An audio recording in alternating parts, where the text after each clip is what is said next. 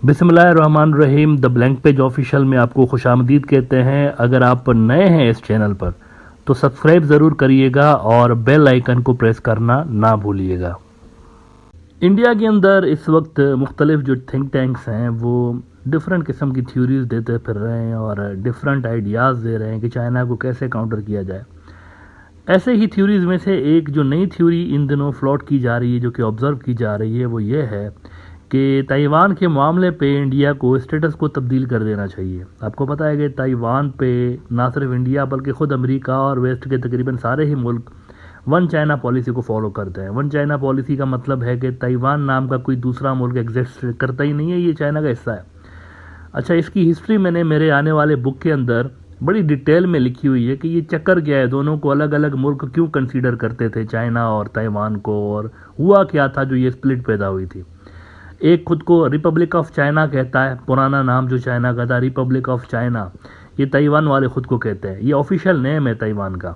जबकि वो जो दूसरा हिस्सा है इनका, बड़ा वाला हिस्सा जो शी जिनपिंग जिसके सदर है, वो खुद को कहते हैं पीपुल्स रिपब्लिक ऑफ चाइना। तो एक ROC है रिपब्लिक ऑफ चाइना, दूसरा PROC है यानी पीपुल्स रिपब्लिक ऑफ चाइना। तो मैंने बड़े डिटेल में अपने बुक में, आने वाले बुक में ये चीज़ें मेंशन की हुई हैं, ज़रूर पढ़िएगा।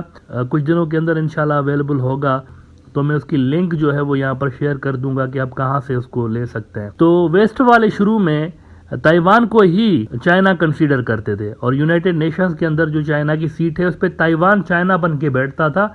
और ये जो मौजूदा चाइना है ये दुनिया से एक तरह से आइसोलेट हुआ करता था, यानी इसको कोई दुनिया का मुल्क नहीं, ज़्यादा मुल्क इसको कंसीडर नहीं करते थे, मानते नहीं थे। बाद में इनकी सुलह हो गई, जब साइनो सोवियत स्प्लिट हुआ तो फिर वेस्ट वाले चाइना की तरफ उन्होंने देखना शुरू किया और नॉर्मलाइजेशन जब हुई है तो फिर उन्होंने ताइवान को कान से पकड़ के बाहर उधर निकाला यूनाइटेड नेशन से और इनको लेकर आ गए चाइना को, असल चाइना को। अब इंडिया भी उन ममालिक में से एक है जो कि वन चाइना पॉलिसी को मानता है, जिसका मतलब है कि कोई दूसरा चाइना नहीं है, Taiwan is a part of China. अब इंडिया के जो इंटेलेक्चुअल्स हैं, थिंक टैंक्स हैं, उनके जो बड़े बड़े दिमाग हैं, वो ये नई theory as I said in the beginning float कर रहे हैं कि इस स्टेटस को तब्दील करें और चाइना को उसको जो है ना फेस करने के लिए कुछ नया करें। द प्रिंट इंडिया का बड़ा न्यूज़ आउटलेट है, इसमें एक ज़बरदस्त आर्टिकल इस हवाले से लिखा गया है। ये कह रहे हैं कि India must make the most of China Taiwan conflict, change LAC status को, fight Beijing better, proactively taking advantage of China's involvement in the Taiwan Strait to fight China in multiple theaters is something Indian military planners should think about। ये idea है, इसको ज़रा consider करें। अगर आप इस तरह से इसको चीज़ों को देखेंगे ना कि उधर जाके इनको एंगेज करें तो वो बेहतर होगा। वो कह रहे हैं कि in the event of China US war over Taiwan, India could offer its mainland to the United States for refuelling aircraft. अच्छा, इसमें ऑफर करने की क्या बात है, इंडिया ने मुआहदात तो कर रखे हैं, वो logistic exchange memorandum of understanding है ना दोनों के दरमियान, इंडिया और अमेरिका के दरमियान। तो इंडिया क्या ऑफर करेगा, वो तो ऐसे ही आकर फ्यूलिंग कर लेंगे, वो तो मोदी साहब पहले ही कर चुके हैं। वो कहते हैं just like it did in the 1991 gulf war. वो ठीक है, अभी भी कर सकते हैं, वो एग्रीमेंट दोनों का साइंड हुआ पड़ा है, वैसे ही बीका किया है इन्होंने। फिर अभी तकरीबन सारे मेन जो अमेरिका के हैं मिलिट्री एग्रीमेंट्स वो मोदी साहब ने किए हुए, उसी पे तो चाइना प्रोवोक हुआ पड़ा है वैसे। वो कहते हैं unlike the US bases in the Philippines and western Pacific Ocean which are likely to be directly involved in the conflict, refuelling in India is a much safer option. अब ये वैसे थोड़ा सा इनको एक्सप्लेन करना चाहिए था मेरे हिसाब से कि इंडिया सेफर ऑप्शन कैसे है। क्या चाइना इंडिया के चारों तरफ से नहीं बैठा हुआ? देखें ना, वो स्ट्रिंग ऑफ पर्ल्स क्या है, स्ट्रिंग ऑफ पर्ल्स बना हुआ ना इंडिया के इर्द गिर्द, तकरीबन हर अहम तरीन बेसिस पे चाइना बैठा हुआ है ना। तो वो तो ऑलरेडी है, उनकी नेवी तो घूम फिर रही है इंडियन ओशन के अंदर, तो फिर कैसे सेफर ऑप्शन है, ये मुझे थोड़ा सा ये इनको एक्सप्लेन करना चाहिए। वो कहते हैं कि furthermore by granting the United States access to its Andaman and Nicobar island bases, India can block China's energy supplies passing through the Malacca Strait. Now इस पे मैंने यहाँ पर ब्रॉडर व्यू में कई बार वैसे बात की हुई है कि it won't help India, neither it will help America, क्योंकि चाइना के पास एक नहीं दो बड़े अल्टरनेट्स हैं। स्ट्रेट ऑफ मलाक्का अगर आप चौक कर भी देते हैं, पहली बात तो ये एक बड़ा क्वेश्चन मार्क है इसके ऊपर कि अमेरिका और इनके पास क्या ऐसी कैपेबिलिटी है कि दुनिया की सबसे बड़ी नेवी जो है, चाइना की नेवी दुनिया की सबसे बड़ी नेवी है, अमेरिका से भी बड़ी नेवी है, उसको क्या वो चौक कर सकते हैं उसके होते हुए? तो एक बड़ा क्वेश्चन है ये। और दूसरा ये कि ये जो चाइना म्यांमार इकोनॉमिक कॉरिडोर है वो तो स्ट्रेट ऑफ मलाक्का से पहले आता है, तो वहाँ से यूनान प्रोविंस तक वो अपनी कनेक्टिविटी रखते हैं ना ऑलरेडी चाइनीज़, और उससे भी पहले आप आ जाएं, ये जो चाइना पाकिस्तान इकोनॉमिक कॉरिडोर है उसके ज़रिए भी चाइनीज़ अल्टरनेट कनेक्टिविटी ऑलरेडी रखते हैं। तो आप उधर फौजें रख के बैठे हुए होंगे स्ट्रेट ऑफ मलाक्का पे, तो भी तो चाइनीज़ के पास एक नहीं दो अल्टरनेट्स हैं बाईपास करने के स्ट्रेट ऑफ मलाक्का को। तो उनकी सप्लाई लाइन रुकने वाली नहीं है, एनर्जी सप्लाई लाइन नहीं रुक सकती उनकी, ये खाम ख्याली है इस तरह। और प्लस सबसे बड़ी बात, रशिया से ऊपर जो उनकी एक पाइपलाइंस बिछी हुई हैं, ज़मीनी रास्ते से एनर्जी चल रही है, वो तो इनकी एनर्जी तो ब्लॉक नहीं हो सकती। ट्रेड इनका जो मिडल ईस्ट और गल्फ से होता है वो आप, और ईरान से होता है वो ब्लॉक कर सकते हैं मलाक्का बंद करने के, लेकिन एज आई सेड दो उनके पास अल्टरनेट हैं इसके। तो ये फिजिबल ऑप्शन नहीं है। सिर्फ ये होगा कि फ़ायदा कुछ नहीं होगा, खाया पिया कुछ नहीं, गिलास तोड़ा 12 आने। इंडिया और चाइना के दरमियान टेंशन्स बढ़ेंगे जिसका इम्पैक्ट हिमालयन बॉर्डर्स पर आएगा, और फ़ायदा इंडिया को कुछ नहीं होगा, चाइना उस तरह से इम्पैक्ट नहीं होगा, उनकी एनर्जी और सप्लाई लाइन चलती रहेगी। तो ये भी मेरे हिसाब से कोई ज़्यादा फिजिबल ऑप्शन है नहीं। और फिर आगे वो कहते हैं कि however these are escalatory steps, वो खुद ही मान रहे हैं कि इससे एस्केलेशन बढ़ेगी, which would entail a serious reassessment of traditional Indian thinking on such matters.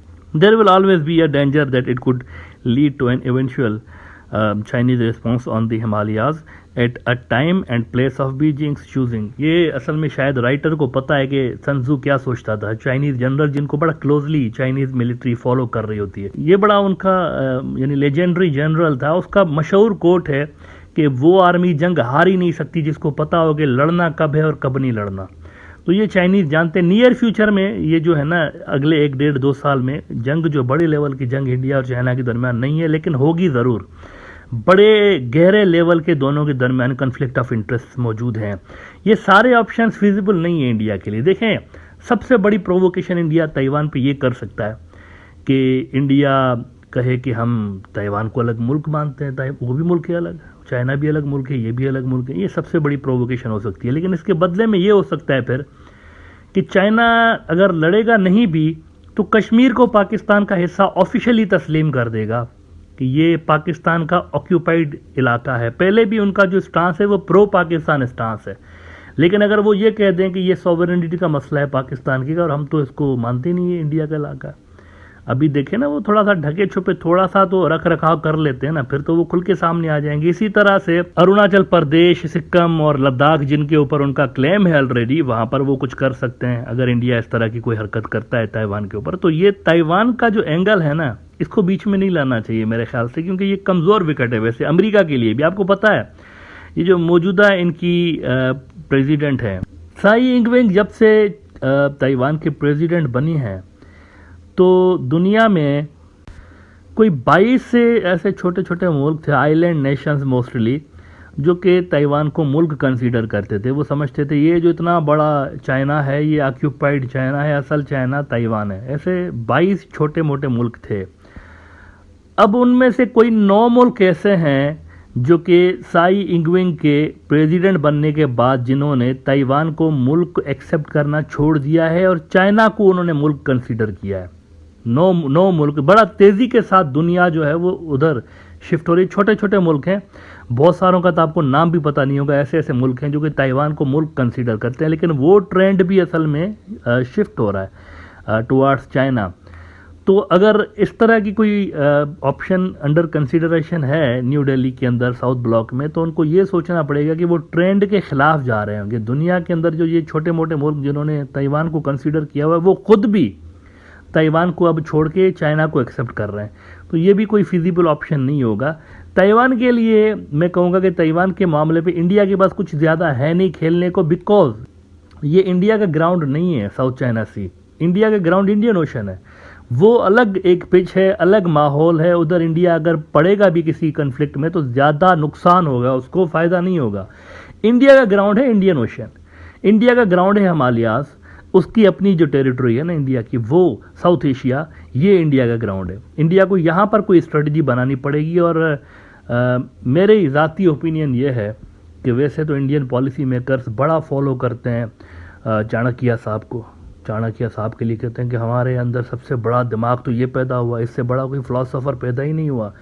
लेकिन बड़ी बदकिस्मती की बात है कि जो हिंदुत्व की फोर्सेस हैं, जब उनको जी करता है चाणक्य को फॉलो करते हैं, जब जी करता है फॉलो नहीं करते। क्या ये चाणक्य की थ्योरी नहीं है कि दुश्मन जब आपसे ज़्यादा पावरफुल हो तो लड़िएगा मत, अपना ही नुकसान होगा? क्या ये उसकी थ्योरी नहीं है? क्या उसने नहीं कहा था कि दुश्मन पावरफुल हो तो फिर सुलह कर लो, कंप्रोमाइज़ कर लो?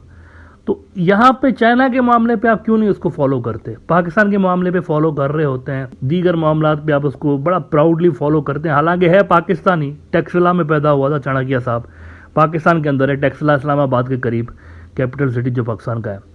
तो वहाँ पे चाइना के मामले में आप उसको पाकिस्तानी बना देते हैं, उसको देखते ही नहीं है कि नहीं यहाँ पे फॉलो नहीं करना, क्योंकि ये तो कहते हैं कंप्रोमाइज़ कर लो, और बाकी चीज़ों पे फॉलो कर रहे होते हैं। यहाँ पे चाणक्य को फॉलो करें, ये ज़्यादा बेहतर होगा, कंप्रोमाइज़ कर लें। चाइना से लड़ नहीं सकते, लड़ेंगे तो अपना ही नुकसान होगा।